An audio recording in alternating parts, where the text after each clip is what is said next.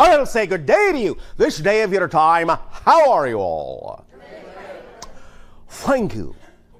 We will, first of all, once again extend to each and every one of you our deep appreciation at the co-creation of this transmission, giving us an opportunity to experience through all of you collectively and each of you individually that many more facets of the multidimensional crystal of all that is. So we thank you for the gift of sharing.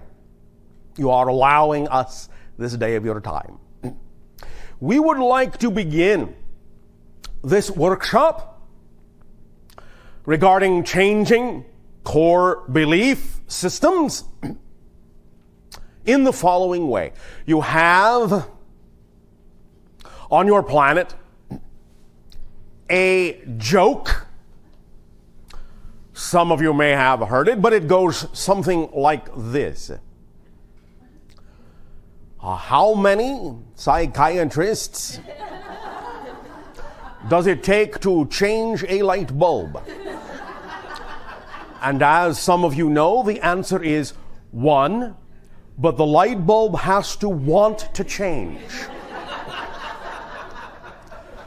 This is very important for today's information.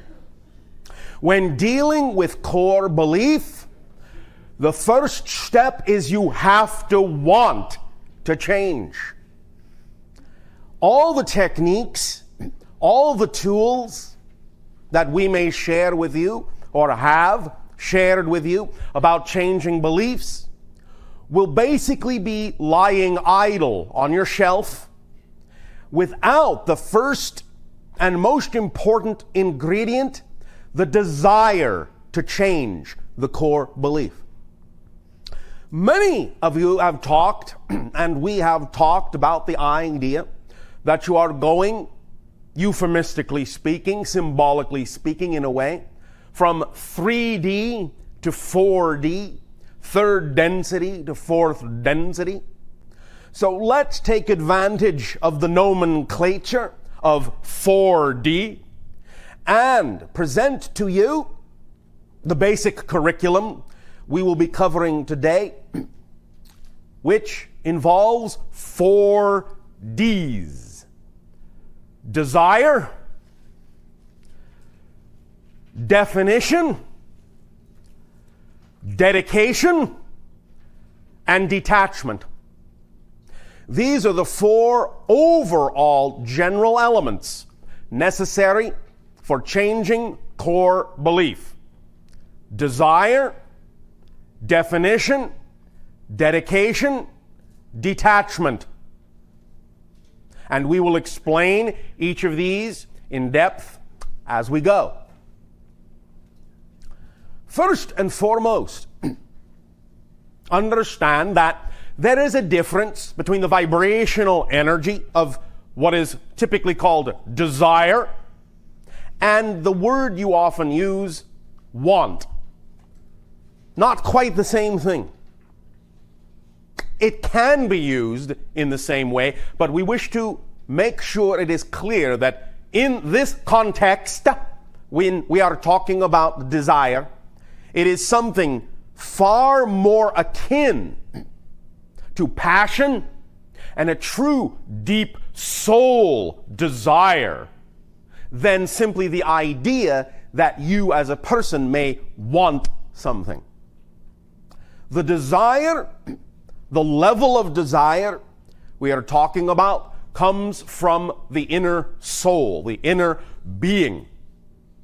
That which you are so passionate about bringing into your life as a state of being, knowing yourself deeply, who you are as a consciousness, the state itself that you wish to experience your life within, the desire to be nothing else but yourself in the purest way you can be, and reaching for that in all ways that you can, in thought, in word, in deed, desire, will be, in this case, the true driving force that will allow you the energy and the power to delve deep into your belief systems, find the core beliefs, allow yourself then to, in examining them and identifying them, change them. The desire, first and foremost, must be paramount in the utilization of these techniques, paramount in your focus for examining core beliefs. The desire to change. The desire to change. Overwhelmingly, overpoweringly, passionately. The desire to change. To be who you really are. To discover that and be who you really are. Without applying the first 4 D's of desire and definition and dedication and detachment, without those, without all 4 of them, you may give rise to a 5th D, difficulty, in changing your core beliefs. The first 4 D's are so important in working together as a holistic system. They must all truly be present for the manifestation, for the change to occur, to be experienced in your life, in a tangible way, in a heartfelt way. So, let us, for the moment, examine one of the pages you have in your hands, not the first necessarily, not the second, but look at the lists of words, the 2 lists of words. Now, the first group of words are conditions that are required for you to survive in physical reality as a physical being. If you stop simply and take a look and think about it, you will realize how important those are. Obviously, in order to continue your existence in the physical experience, you must be born into it. You do need to continue breathing. I believe you all understand that. You all really, generally need to drink. You all generally need to eat, and all the other things, just to maintain your existence in physical reality. The second level, the second group of words, are words that are representative of, in a sense, functioning, so to speak, getting along in physical reality. Now, not all of them are absolutely necessary, for certainly you can get along in physical reality without your eyes, or without hearing, or a few other things, although some of them are essential in order to truly function in physical reality. If you will observe, there is actually only one word that is common to both lists, and that word is dream.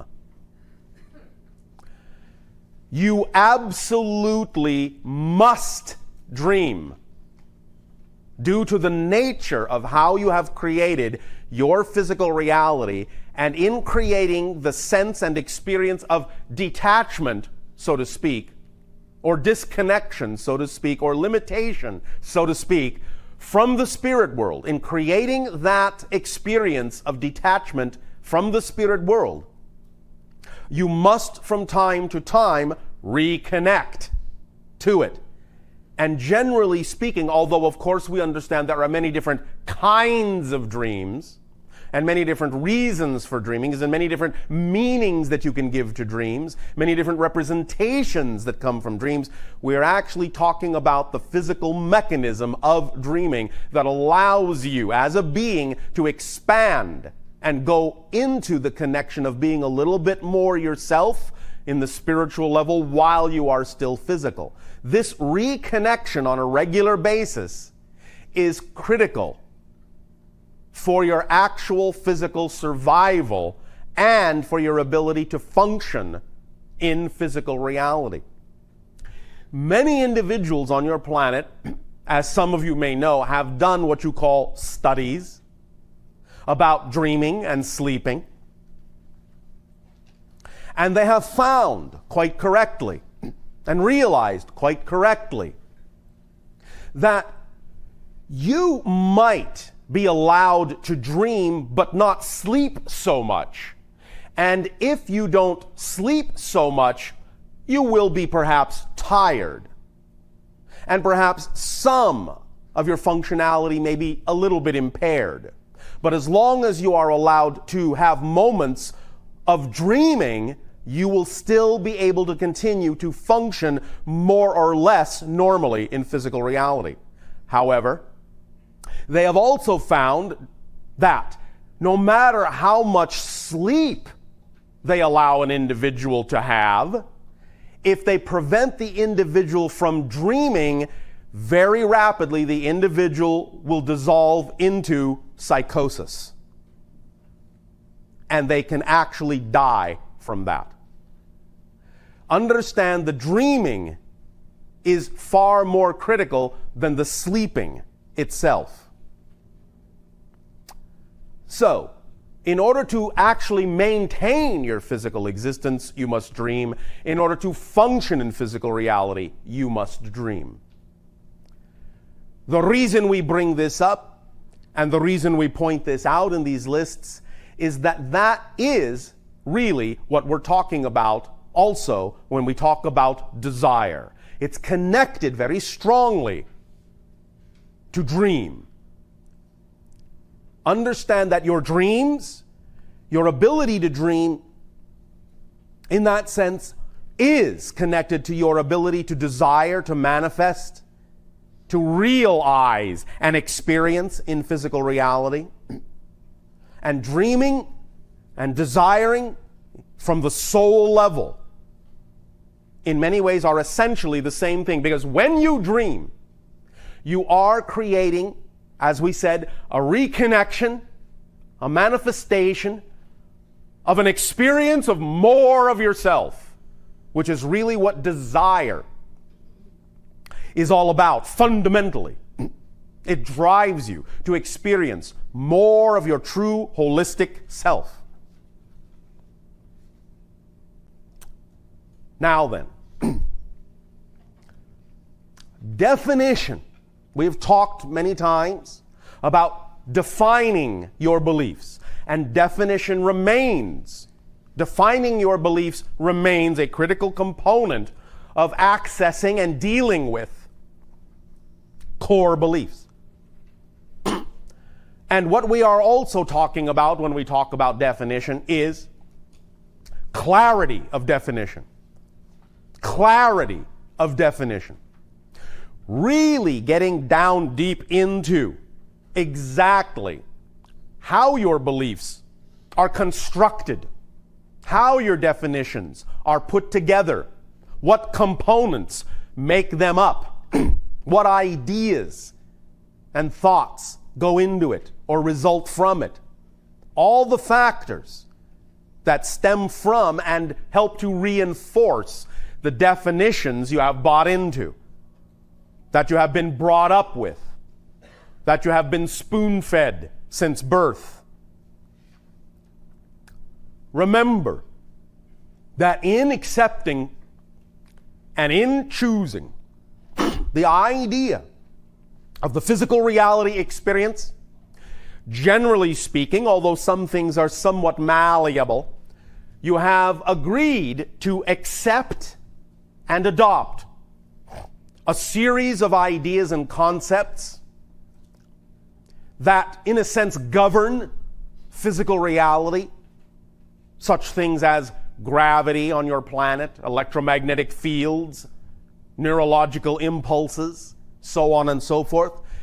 I am not saying these things cannot be changed by your vibration, but generally most of you agree to play along and let those things run automatically so that you can focus on other issues, instead of having to constantly, consciously think about keeping your feet on the ground. You allow yourself to simply have an automatic portion of your beingness that says, I agree that as long as I'm on physical reality, Earth, gravity exists, and I won't simply go floating off into space. Although that can happen sometimes for various reasons. And we may get into that later. But the idea is that when you choose physical reality and you agree, generally, to adopt a series of conditions, one of those things has to do with the patterns that are already existing that result from the experiences of the parents you chose to be born to. So that in coming through them, to be physical, to be born physically, you will to some degree adopt some of those patterns from them. A kind of hand-me-down from them. A kind of family agreement that says, I will agree to explore with you similar themes, similar ideas that you may call patterns or experiences. Not that you will necessarily have to play them out in the same way your parents did, but you often agree to explore similar themes they went through so that you, in exploring them and coming up with a different perspective, and perhaps even a different outcome, can add to the overall soul family group's experience of all the different ways that theme can be played out in your family group. And so, you often take on yourself in being born definitions and belief systems and ideas that will result in certain kinds of patterns or schedules or things that will come up or issues that will appear in your life at certain times, often, very often, at the same times that your parents experience them in terms of the same age in your life, and you will deal with them in your own way. Those moments are opportunities for you to get in touch with what that issue, what that idea, and what that belief means to you, what meaning you choose to put in it, how you want to relate to it, and what you want to bring in terms of your learning experience in dealing with it to the soul family experience overall. So it is very important in doing that you have absolute clarity of definition of what those beliefs are that you have been handed from your parents, from society in general, or sometimes even what you may have chosen to bring through with you, just simply as something you have chosen to explore. Whether you connect it to the idea of past lives, future lives, all those things exist simultaneously. So it's really more of a cross connection to some other life going on right now, concurrently. But nevertheless, no matter how you make a relationship or how you need to explain it or set it up to yourself in order for you to have the experience and explore it, getting clarity of the definitions, getting clarity of the belief systems is critical, especially when you are dealing with core beliefs. Because, as the name core belief implies, you have set these belief systems up in layers, like an onion.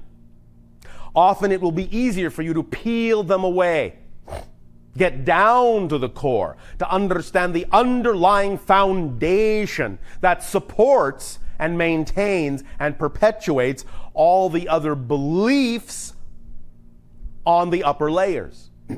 But in giving yourself layers And in dealing with the outer layers or the top layers, however you wish to look at it, doesn't matter, first, dealing with them first and peeling your way through them, it gives you practice. It gives you experience in dealing with beliefs.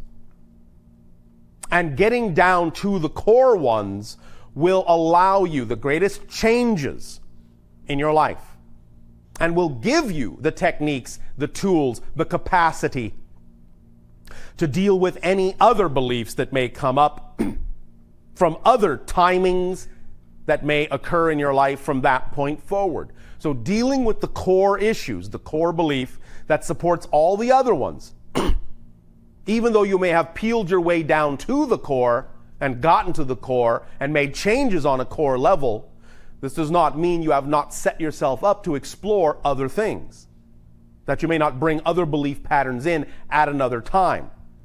And those patterns will connect to the core belief as well, and in dealing and learning how to deal with the core belief, you will be better able to handle those other levels of beliefs when they come up in a different arena, in a different area of your life.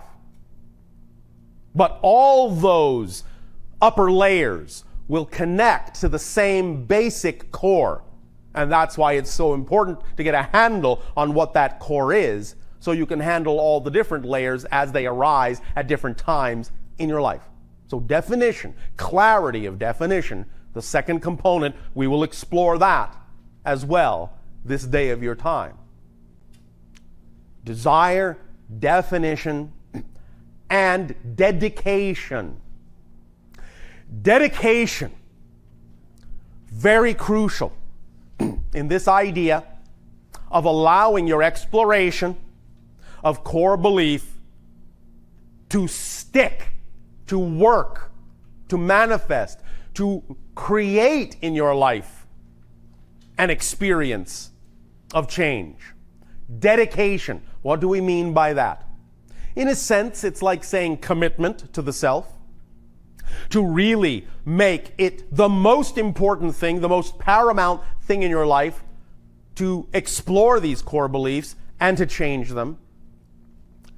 Dedication also connects into another thing we have talked about many times, which has to do with behavior, the actions that you are willing to take on behalf of what you say you desire to do, on behalf of the changes you say you desire to make.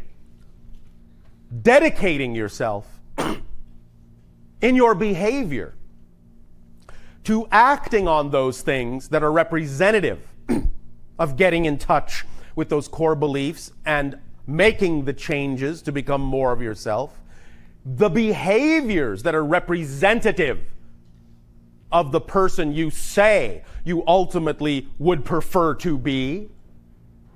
Dedicating yourself to choosing through your actions only those things vibrationally representative, only those things behaviorally representative of the person you say you wish to be, of the person and the life you say you prefer that person to have, so that in thought, word, and deed, you constantly reinforce with your dedication to choosing only those things that you really do have the desire, most important of all, to be that person you say you prefer to be.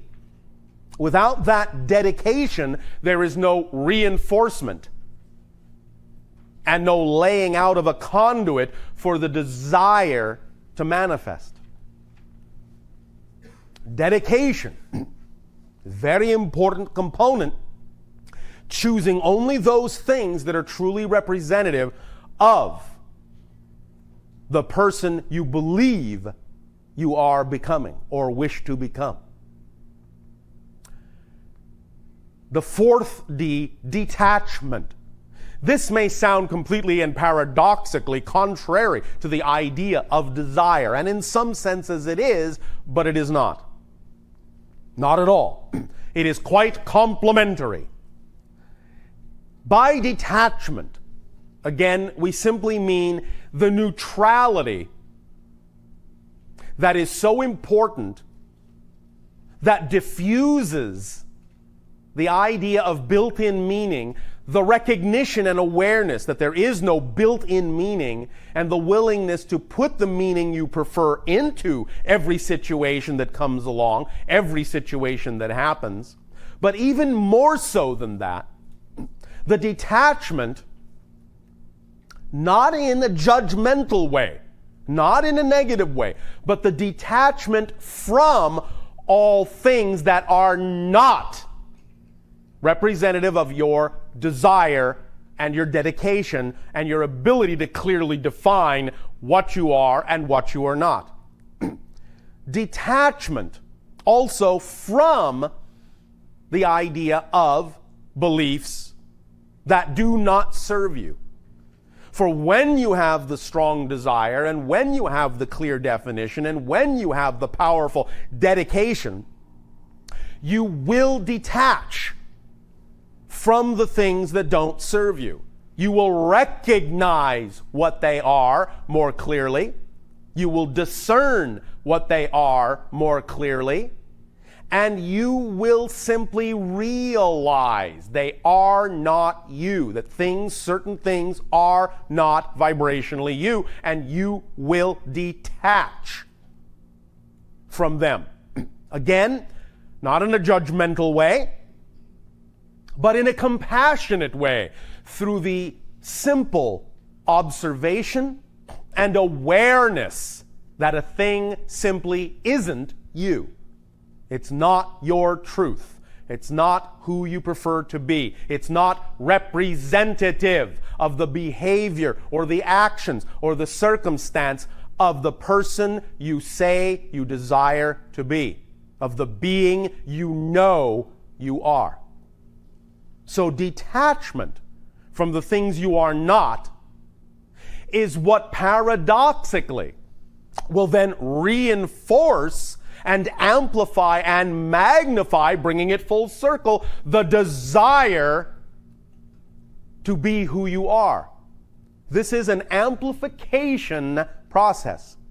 You start with desire, and you go through the definition, and you go through the dedication, you use it to arrive at the kind of detachment that will clear out the things that don't belong and allow the desire, like a fire, to burn that much more brightly in you and illuminate more clearly for you the things in your definitions that don't work for you, and drive you more strongly to dedicate yourself to being who you really prefer to be, thus then arriving once again at the state of detaching in a compassionate way from those things that don't serve you, so that can make more room for your desire to burn even brighter.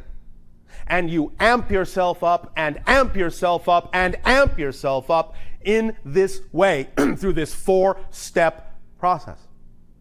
And that is why, if any one of those key components is missing or left out or not as fully utilized as it could be, you will then create the difficulty because you will be breaking the circuit. This is a complete circular, self-realizing, self-magnifying, self-amplifying idea. And all of those things are equally important in the holistic approach of getting the experience in your life of this technique and these ideas really working for you. Really working for you. So, again, desire, definition, dedication, and detachment will allow you to truly disassemble the beliefs that don't work for you, disassemble the personality that you may have been taught to be, and will allow you to assemble a new you in a very experiential way, a very experiential, manifesting, physical way. We bring this tool to you now at this time because now is the proper time for this tool in you. Use it or lose it. It's up to you. It's up to you. Now, we will go into these a little bit more deeply, but let us give an overview, as we have already begun to do, of the next diagram, which would be, in your understanding, the middle diagram, what has been referred to as the enneagrammatic circuit, the 9 circles in a square. This is not so much itself a primary tool as it is an assisting tool in this overall process and experience. It will help in the way that what you might call an affirmation will help to focus you. It's a focusing mechanism. And it doesn't even necessarily have to be, and is not designed to be, completely a conscious mechanism. It will operate on a multitude of levels within your conscious and subconscious and higher conscious selves. The saying at the bottom is generally a loose translation of what the symbols mean in the circles, read as a sentence, read as an idea in context. These symbols are derived from what you know to be ancient Phoenician symbols. The reason this was chosen is because those symbols are not only a precursor to certain other very strongly vibratory languages on your planet, such as Hebrew, and they dig deep into the vibration of your being, whether you are Hebraic or not. Doesn't matter. There's another level to this altogether, tonally, vibrationally, that these symbols represent. And it also detaches, to some degree, your consciousness from the idea that it represents any particular culture, since the idea of the Phoenician culture no longer really exists on your planet intact. So it takes you to an ancient space that in some senses goes around or leaps over or goes through a lot of your expectations about what language is all about on your planet today. It goes to the undercurrent, the foundation. In a sense, it can be called a core language, and so it's appropriate for what we are doing. That language and the symbols are also connected to extraterrestrial sources as well.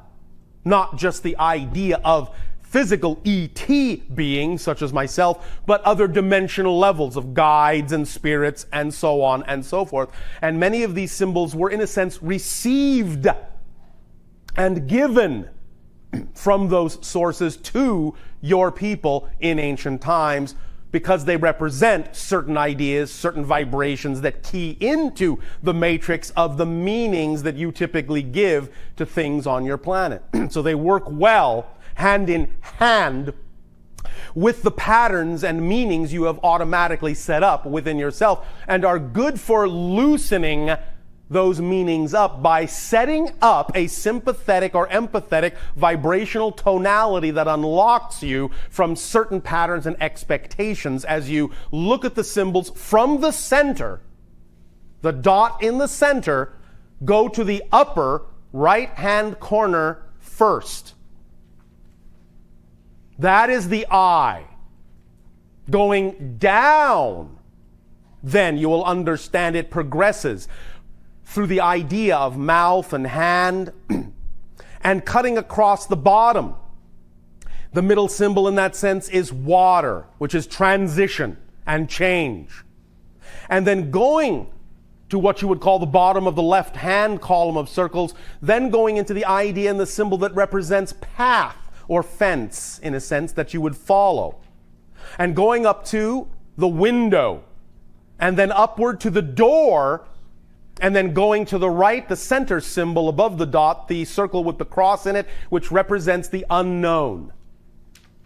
And so then in reading the sentence that is vibrationally representative of how these symbols work together, you will understand that it is when you start from the inner being of yourself and in physical reality express yourself through sight and through sound and through touch, in the way that is cohesive in what we are talking about today, in those manners of desire and dedication and definition and detachment, then in thought, word, and deed in that way will you cause the transition, will you cause yourself to dissolve into the water, dissolve the crystalline patterns and reform them by following the path to the windows and doors that lead to the unknown, which opens up your reality and brings you back to the center of your being in a very powerful way. So focusing on this as a kind of meditative mudra will allow you to help yourself focus on the principles that we have talked about, the 4 Ds. It will give you some focus. It will put you in the proper state of mind, shall we say. Now, the final diagram, which is a collection of 19 circles with what you might call a type of jagged spiral that connects them. We will get into this more deeply as this communication continues, but in an overview, a general overview, this is a symbol that comes directly from our civilization's history. It is something we created in our civilization as a representation and an understanding of how to spiral downward through different dimensions into the core of your being and then spiral outward from that core upward through different dimensions into manifestation. In some senses, this could be called a neurological spiral. We did not want nor instruct there to be the name put on the page because there should be nothing else in your vision when focusing on this image other than the image itself. And it represents the idea of going down through the layers of your beliefs to the core and coming up from the core through new beliefs and outward into manifestation, following that spiral. And as you can see, dimensionally speaking, the spiral itself, when you look at it in a certain way, actually takes on 3-dimensional characteristics. It sort of looks like an unfinished cube or box. Certain lines seem to come toward you. Certain lines seem to go away from you. So it fulfills the idea in a 2-dimensional plane of an actual multi-dimensional path that you actually are taking when you focus on this image, and it actually lets you pass through different dimensional and neurological levels of your belief system to the core and brings those ideas from the core back out into a 3- and 4-dimensional manifestation. It's a very, very powerful gazing tool that will, in a sense, change literally your dimensional perspective of who, what, where, and when, and why, and how you are, and how you manifest yourself. So, set these aside for the moment. We will get back to these tools in a while. But at this time, let us focus a little bit on our journey toward accessing core beliefs. Let us focus on a primary question. That question is why? Why am I here? one of the primary questions humans ask. Why am I here? Now, aside from how we have addressed this idea on a simplistic level in the past, which is to simply say, well, why not? There are very specific reasons why you chose to be where you are. And it is getting in touch with those reasons from a spirit level in choosing this life that you begin your journey to the core. Coming down from heaven, so to speak, to earth, that passage, the why of that passage, is also essential in your understanding of what it is you will be accessing in your core, because it has to do with the themes that you took upon yourself in choosing to be physical and have a physical experience. And it has to do with understanding, as we said, the patterns you have taken on from your parents and your society and how you play those out. The why. Now,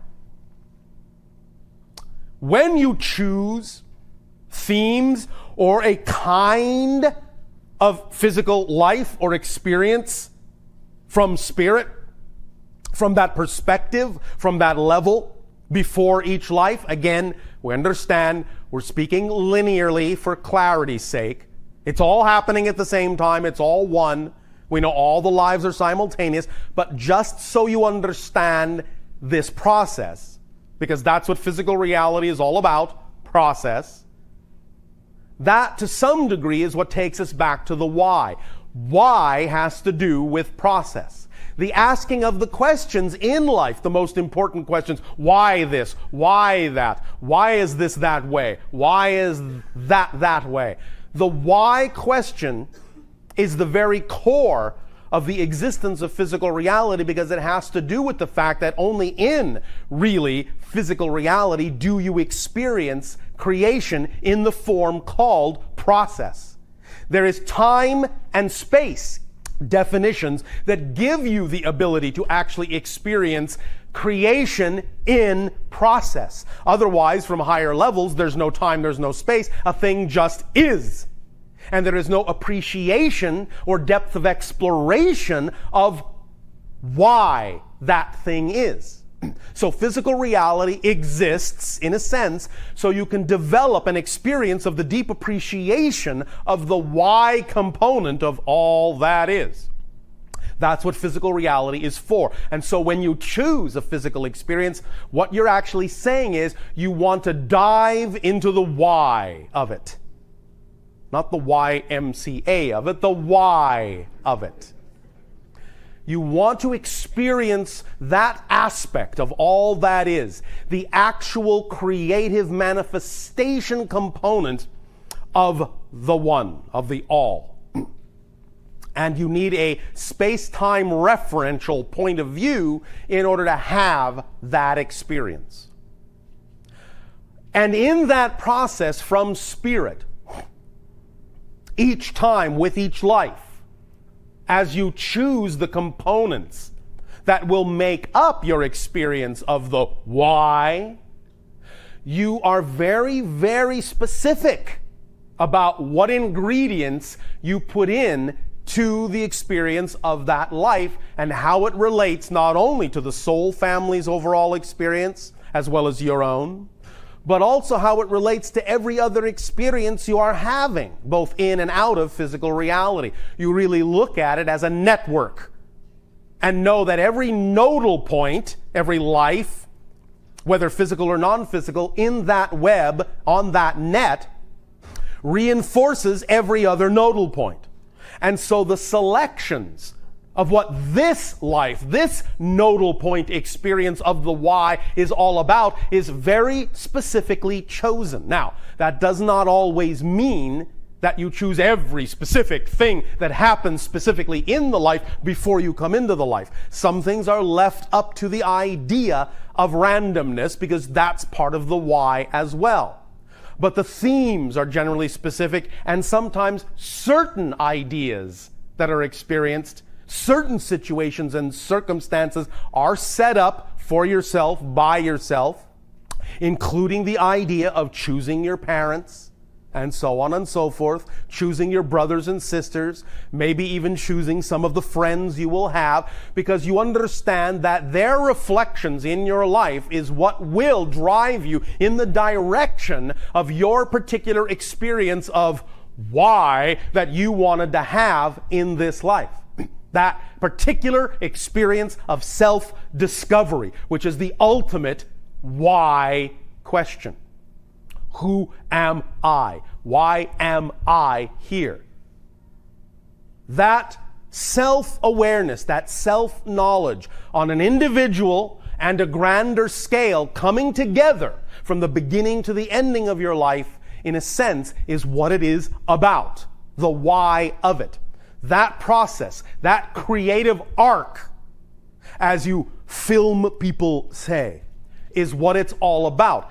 The comparison, in a sense, to use the word loosely, between where you begin and where you end up in any given life, that arc of experience, that process, and the changes and differences that you experience in it are adding to your understanding on a bigger level of what you are as an aspect of all that is.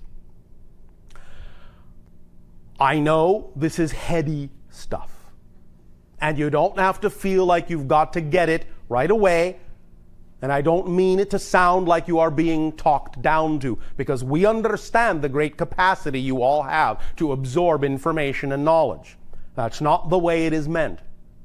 But we understand we are also giving this information in a prescribed way, at a certain rate, that is designed purposely sometimes to actually kind of overshoot your conscious mind and go directly into the core of your being. So that, like what you call a time-released capsule, much of what we are giving you today does not necessarily have to be retained immediately consciously, but will come up, will bubble up to the surface, a little piece here, a little piece there, and then, when appropriate, when you're ready to handle it, and you will then deal with having the tool to deal with the situation at hand.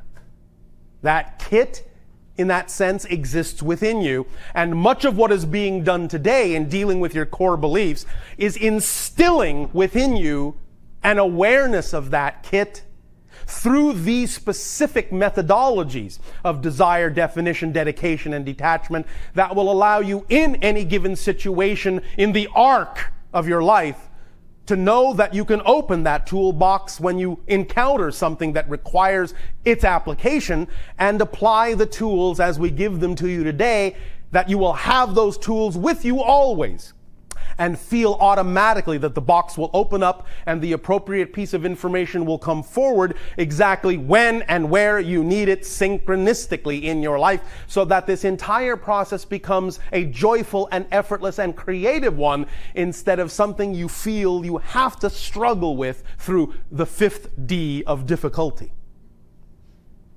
So, the way this is being delivered, do not worry if you miss a word or a sentence or a concept here and there. By all means, if you want clarification, that is invited through questions and dialogue. And by all means do so. But do not worry that you have missed something. If you are here in this dialogue today, this kit, I am telling you, is in you. It's in all of you, even those not here. But this kit will begin to open up. By being here today, what you have done is you have given us the permission to absolutely, at the very least, unlock the toolbox so that you can have access to it. Now, how often you open it, how well you use the tools, that will be up to you. But I guarantee you that from this day forward, that toolbox will be unlocked, and you will always have access to it, no matter how it may seem. You may not immediately have access to the core beliefs. You will always have access to the toolbox.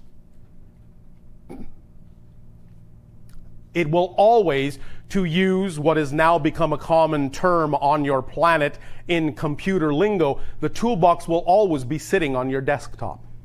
You can always double click it. It will always open. Always. What you do with it after that is up to your level of desire, definition, dedication, and detachment. You will amplify and sharpen those tools with your willingness to be yourself through desire. But it will always open for you. And it's up to you how to use them, when to use them, where to use them, how much to use them, how little to use them. It's up to you. On this particular segment of our discussion now, we invite any opportunity for clarification of anything that has been said or anything that has come up within you during this time that you feel it is important to share in terms of statement or question.